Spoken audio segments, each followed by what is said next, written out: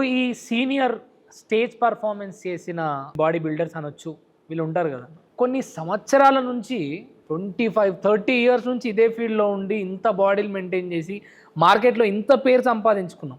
వాళ్ళతో కానిది జావితో ఎలా సాధ్యమైంది ఇన్ని జిమ్స్ని మెయింటైన్ చేయడం?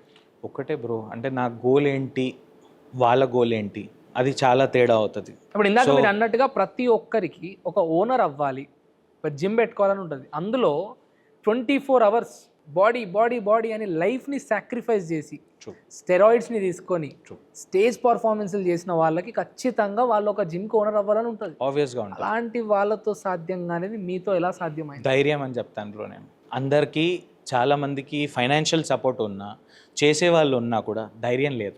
ఆ ధైర్యమే నన్ను ఇక్కడి వరకు తీసుకొచ్చింది. మనని మనం నమ్ముకొని ఆ ధైర్యంగా మనం ముందుకెళ్ళి మనం 100% ఏదన్నా, అది ఎటువంటి బిజినెస్, జిమ్ అనే కాదు, ఎటువంటి బిజినెస్ చేసినా మీరు నెగిటివ్ థింకింగ్తో కాకుండా పాజిటివ్ థింకింగ్తో ఆలోచించండి. మీరు 100% గ్రో అవుతారు అండ్ ద బెస్ట్ అవుతారు.